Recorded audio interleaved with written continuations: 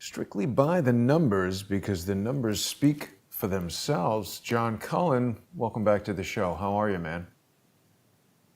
Very well, thank you, Jason. Good to see you. Good to see you, John. You know, each week that we do the show, we get new viewers, and we're very grateful for that. But it always seems to bring with it this question of, why are you looking at the CDC numbers? Why do you trust the CDC? So I like to begin each show first by telling our viewers that they're going to be able to join us right after this YouTube lead-in on subscribestar.com/IamJohnCullen, patreon.com/IamJohnCullen, and Subscribestar and Patreon/CrowdsourceTheTruth. But I also want to remind everybody that we are not trusting the numbers. We're simply auditing these numbers, and we're letting our audience make their own decisions on the basis of the fact that these are the numbers that public policy is being made by. And John, you seem to be consistently pointing things out that cause us to ask, why the hell would they do that? Well, I think it's way worse than that at this point. I mean, Right. you look at the size and the scale and the scope of it, and then when you start to factor in the conversations that we had with the guys from UK Column and what's happening over there, and you start to realize this is a global phenomenon. We've got a lot of viewers in Australia. And a lot of the Australian viewers are, screaming bloody murder right now that they're locking down Australia again. So Draconian steps they're taking on Australia. I've seen videos of women being pulled out of their cars by cops. I mean, I don't understand how somebody could do that. I mean, anyway. yeah. Well, again, what's happening is tragic. We're trying to call attention to it. I believe our audience is trying to call attention to it. And, I think what you and I are doing is trying to provide the material so that the audience can make enough noise that we can get noticed and that something can be done. Absolutely. And I also want to let people know that they can watch the simulcast of these YouTube broadcasts that John and I do by subscribing to the John E. Hoover YouTube channel. And John's subscribership is growing there. He had a great video. If people saw last week, we had a big break in the Las Vegas investigation. The dog walking guy came forward and gave us his firsthand testimony about an eyewitness event. He saw helicopters. John did a great job of intercutting the police body camera footage and other footage that basically was exactly what this guy was describing. Now, John has just released yesterday on the John E. Hoover YouTube channel a new video with yet another eyewitness reporting sightings of huge helicopters. When it rains, it pours, right? So when the dog walking guy came forward and told his account and was as passionate about it as he was, a whole bunch of people came forward within 48 hours and said, I've got to tell you the story. I got to tell you the story. And one of those families was a family that I call the Sharks. And the Sharks were going to visit a hockey game. And when they came out of T-Mobile Arena, they went shopping at the M&M shop. And you'll hear the story when you watch the video. So I put out a sort of like a 10-minute preview of it, and then the full version will go live Sunday night this weekend, East Coast time. And then our patrons are already watching the full version of it. But to be clear, these are patrons of Subscribestar and Patreon/IamJohnCullen. John does a lot of work on his own, and I don't like to post on Patreon anything that's not a Crowdsource the Truth original. I really do like to encourage Crowdsource the Truth sponsors to also sponsor the co-hosts. Each co-host is doing a lot of work on their own, so people are going to want to check out John's YouTube page. And if you want to see that interview with an eyewitness who is also a hockey fan, you can go to Subscribestar or Patreon/ I am John Cullen. So, John, what are we going to be talking about tonight when we transition over to the sponsor exclusive segment? Well, it's a big week and we've got a big show. So we've got a big show both before we go sponsor, patron only. And I've got a lot of material. Let's take a look at the deck and I'll kind of do the bottom line up front and show you guys what's happening. So first of all, if anybody saw anything in the sky the last night or the night before, calm down. It happens every year this week. This is the Draconid meteor shower. Really? And we're in it. And it just started a couple nights ago. And if it's nighttime wherever you guys are, after the show, go outside. And if you look up and you keep looking in the same spot for about a minute or two, there's a pretty good chance you're going to see one. Wow. A lot of people were asking in the comments about asteroids, and Shepard's been talking about them a lot too. Yeah. There's really nothing of significant danger that we know of. So if anything comes really close, it'll be a surprise. The only thing I'm really concerned about now is 8.5 years from now in 2029. And we'll talk about that in a different show. We'll get Shep back on and we'll talk about that. Cool. In addition to Laura Ingraham tweeting one of your charts, which was an awesome surprise, it seems like perhaps, I don't know if the president is watching Laura Ingraham or if he's watching us, but he seems to be clued into the flu data. Well, it's interesting you say that. And this tweet of the president's was a watershed moment. And I want to make sure that the audience understands the subtlety here. All right, so why don't you read the president's tweet? And first, of course, Twitter had to censor it because it's unbelievable. Yeah. So, but why don't you read the president's tweet to the audience, and then I'll break it down for everybody. He says, flu season is coming up. Many people every year, sometimes over 100,000, and despite the vaccine, die from the flu. Are we going to close down our country? No. We've learned to live with it, just like we're learning to live with COVID. In most populations, far less lethal. Now, Twitter adds their editorial, which says this tweet violated the Twitter rules about spreading misleading and potentially harmful information related to COVID-19. However, Twitter has determined that it may be in the public's interest for the tweet to remain accessible. Now, that's interesting, John, because I presume they have determined that, they've made that determination on the basis of the fact that this is a tweet from the President of the United States. It's unclear what they find misleading about this. I don't know if Dr. Fauci tweets at all, but pretty much anything that he's said should be removed for being misleading. Well, I think it was Kamala Harris who said if the vaccine is recommended by the president, she won't take it. And if it's recommended by she will. Yeah, she said that the other night. Hey, that's scientific. So, all right. So let's break down this tweet. Why is this tweet a watershed moment? And how do you know that the president just flopped the nuts? How do you? For people who don't play poker, we need to explain that expression. Flop the nuts? Okay. Yeah. Why don't you explain that? Well, the nuts is when you are playing a poker game, usually it's like a 7-card stud type of game where there's a certain number of up-facing cards. Skilled poker players can make determinations based on what cards are being shown, what cards could possibly remain in the deck, and what cards they have, where when you're waiting for the river card, the final card, you can know before that final card comes out, if you have a mathematically unbeatable hand, that's called the nuts. And if you flop the nuts, you've got that on the very first open on the deal. Right. It means there's no possible better hand than what you have. No one could have a possibly better hand, right, than what you're holding. And I think this tweet is an example of the president. He's so good at this. He's so subtle, and very few people are picking up on this. When did the CDC ever in history say that the United States had 100,000 people die from the flu? Well, I mean, they said it somewhere that you had to extract from their website, didn't you?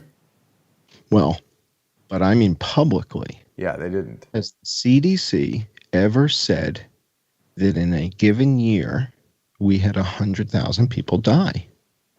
No, no. How often does the president use real specific numbers? I don't know. Not that often. Why has no one pounced on this and said, we've never had 100,000 people die from the flu? Look, why has no one challenged that? I don't know. Because he flopped the nuts. He knows. He knows. He knows what's going on. Okay. This is, did anybody see Jurassic Park? Of course. Okay, you remember the role of the goat in Jurassic Park? Got eaten by the T-Rex. The goat was the bait. The 100,000 here is the bait. Nobody's taking the bait. Huh. What do you mean? Yeah, why is that? It's the dog that didn't bark. Why is no one taking the bait? Why is no one getting all worked up about we've never had 100,000 people die from the flu? Yeah, CDC has never announced it. The worst year, according to Dr. Fauci, in recent memory, meaning going back to the 1968 Hong Kong flu or whatever the heck that was 2017, with supposedly 80,000, whatever the term is that we use in the document that I've got 4 pages from here. You know, the crazy term with the formula with the pyramid and the square root of how many hospital beds we consume minus bedpans, right? So when we get to that, that was the number. But we were looking at just deaths, plain simple deaths, right? So, yes. All right. The president put this number out there on purpose. A, it's bigger than any number the CDC has reported since the Spanish flu. We've never had a year with 100,000 people die publicly that was announced. We know, our audience knows, that we've got 160, 170, 180,000 per year for the last 7, 8, 9 years. Or at least 7. 7 we know for sure. All right, so what else does he say here? Well, in most populations, far less lethal. Okay? Now, you can interpret that a couple ways. You can interpret that as some populations around the world, it's far less lethal, or you can interpret it as some populations within the United States, it's far less lethal. Okay, so let's go to the next slide, and let's see what some of the supporting materials are, and I want to show everybody sort of what we're going to do when we go patron only. All right, this is the CDC's official announcement on the season that just finished. 22,000 people died.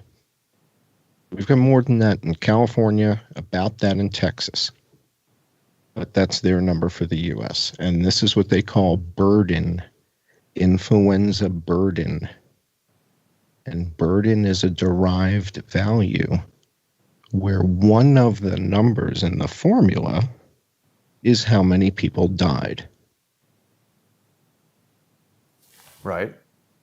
Well, we know how many people died because we're counting. But they weren't counting on us counting the number of people dying. And everybody's been falling for this charade for 10 years, 11 years.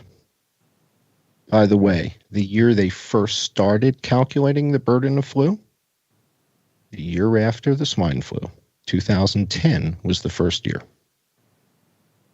Let's go to the next slide if we can. Sure. That's a thin sliver, John. All right. So is this what the president is talking about?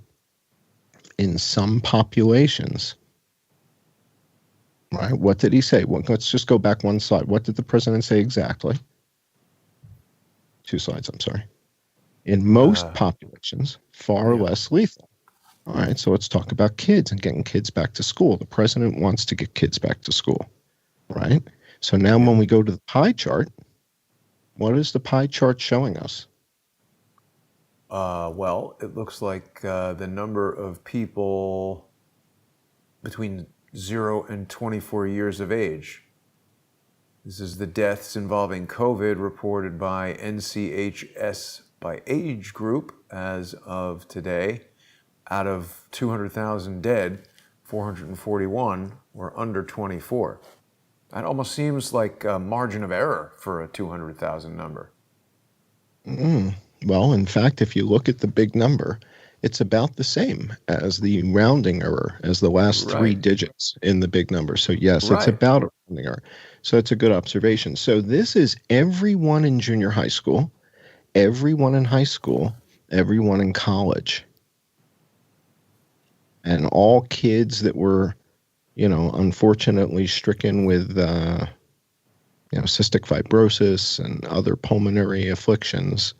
That's it. So all the colleges are half open, not open, sending everybody home, but still charging 60 grand.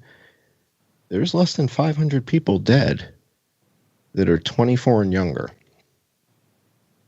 And the high schools aren't open, and the junior high schools aren't open, and the elementary schools are freaking out. And there's no Halloween. There's no Halloween. Is there no Halloween? The Halloween store over here said it's open and hiring. But fantastic. Yeah. I know. Yeah, Fauci. Check the basement. Check the basement. Tinder, go to Halloween. Check the basement. Yeah, see what's going on. All right, let's go to the next slide. All right. So meanwhile, back in the real world, we're up to 270,000 people have died from influenza this season. But the CDC's burden numbers 22,000. So the question to Dr. Fauci that I'd like to see Dr. Scott Atlas ask is, if there's 270,000 people dead, how do we get to 22? Do we subtract 250,000 and then add 2,000, and that's the formula? How do you get to 22,000 from 270,000? Because this is your system, Fauci. This is the NIH. This is right from the CDC. So let's go to the next page.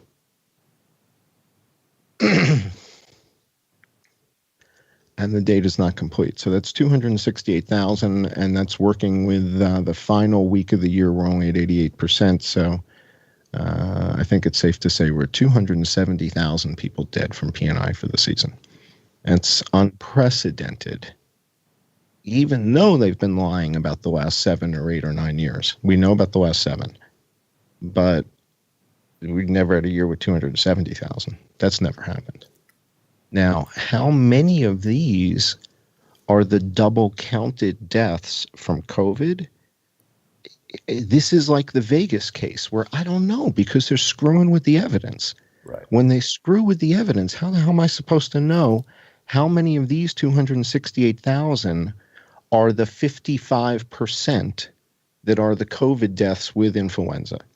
I don't know if they're being logged in both systems or not, but this system's been around forever. This system, they've been using this for, at least 7 years. It's got 7 years of data in it, right? So this has been around. This COVID tracking thing was all developed for COVID. New codes, new everything, new columns, right? So the COVID stuff is separate.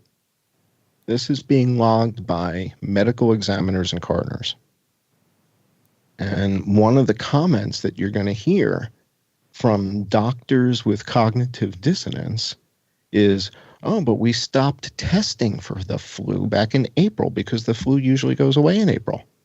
Yeah, but if you go back to the chart, that's when it was spiking, you nitwits. Just because you stopped testing for something doesn't mean it went away. You're going to stop testing for Ebola and think it went away, you dummies? Just because you stopped testing for something doesn't mean it went away. And just because it went away in April last year doesn't mean it went away this year. You go back up one slide to the chart. Look at the graph. And now you ask the doctors, when did you stop testing for influenza? Oh, about April. Well, look when the peak is, you dummies. That's when everybody was dying of it. So again, we need to, I mean, I got to get a cake or a fruit basket for Michael Baden and Cyril Wecht. I need to hug a medical examiner. I really do. I mean, all the data is coming from the coroners and the medical examiners. And without them, we wouldn't know any of this. You know, John, I haven't seen anybody else looking at that data other than you. Because of, again, it's the size and scale and scope of what this means. As soon as people accept this, like the Vegas case, but then that means Bill Gates, Mike Bloomberg. Yeah. I think the president's going to need a night like November 5th at the Ritz-Carlton. You're talking about the night of the long swords in Saudi Arabia. Hang a bunch of people upside down at the Ritz. How ironic. Yeah. How ironic. I mean, 3 years later, we're watching the captains of industry here attempt a coup d'etat. You're right. Using a virus. It's fantastic. And, you know, my whole life growing up as a kid, Bill Bixby and all that monkey business, the magician on TV, and then also the Incredible Hulk. Was a magician? Oh, Bill Bixby. Bill Bixby was. No, I'm talking about movies where the magician is the guy who solves the crime. And my whole life it was like ridiculous. It's like, what kind of ridiculous stuff is this? This is like dumb as anything. It's like, you know, get a guy on a unicycle. Or, I mean, to me, it was just as stupid as could be. And now I get it.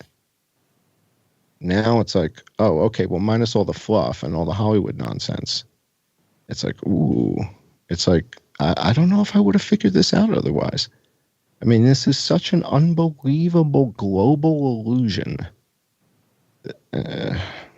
Really, I mean, if you're not Penn Jillette or, you know, David Copperfield, this is tough to figure this stuff out. It really is. Now, John, we're just about at the end of our time here for our YouTube lead-in. We're going to be carrying on with the details when we transition over to subscribestar.com and patreon.com/IamJohnCullen and Subscribestar and Patreon/Crowdsource the Truth. It's really important that viewers sponsor Crowdsource the Truth and the co-hosts. This is not the type of information that corporate advertisers want us to be bringing you. And everybody knows, you know, Crowdsource the Truth was kicked off of Facebook this week. I'm not sure if I told you that, John. We used to get thousands of views on Facebook, and you just can't find us there anymore. Well, we have a lot of video clips tonight. We've got like 5 video clips for the patrons. And, you know, what we're doing there is sharing Dr. Fauci's interview on MSNBC, where he's countering the president's tweet and talking about how COVID is much more dangerous than the flu. And we're going to listen to what Fauci says, and then we're going to look at the data. So that's what we're doing the patron-only hour. We've got 5 different video clips all queued up. We've got a whole bunch more charts. We're looking at all the boroughs in New York tonight. We're going to look at how is it possible that Staten Island has more people dead than Australia. Wow. Yeah, Staten Island is... as an island versus Australia as an island. And Staten Island's got more dead. We'll be going over all of that. Just real quick to let people know, I don't know if this will really be effective yet, but to counter the loss of Facebook, I've now added the Crowdsource the Truth library of videos to library.tv, which people can find at lbry.tv. It's some sort of blockchain, BitTorrent-driven thing. I heard their app was pulled from the Apple Store and the Android Store because it's blockchain. It's the same. It's like you can't get a Facebook ID if you use the Tor browser. You can't sign up for Gmail. You can't sign up for Facebook if you're using Tor. They don't want you to be anonymous. And the same thing here. Same thing. Yeah. Well, I mean, I don't know anything about anonymous, but I think it's that the videos can't be deleted or removed. So that's a good thing for Crowdsource the Truth. I'm also really pleased to announce, John, that in the continuation of his really generous spirit towards Crowdsource the Truth, Alex Jones has allowed us to create a channel on band.tv, and I'm in the process of uploading videos to that. I started with 2 videos that have been banned elsewhere, Dr. Judy Mikovits and Alex Jones himself. And I'm going to be, the Bishop is very popular on InfoWars, so I'm loading up Bishop Gator's videos first, and then I'm going to get to, there's thousands of videos, so manually putting them on there takes quite a bit of time. But speaking of time, we're almost out of it right here on YouTube, John, so people can join us in just under 5 minutes on patreon.com/IamJohnCullen, subscribestar.com/IamJohnCullen, and subscribestar.com/crowdsourcethetruth or patreon.com/crowdsourcethetruth. We cannot eliminate the corporate middleman without your help and sponsorship, so we'll see you there in just a few minutes. John, I'm looking forward to the presentation. I'm looking forward to sharing it.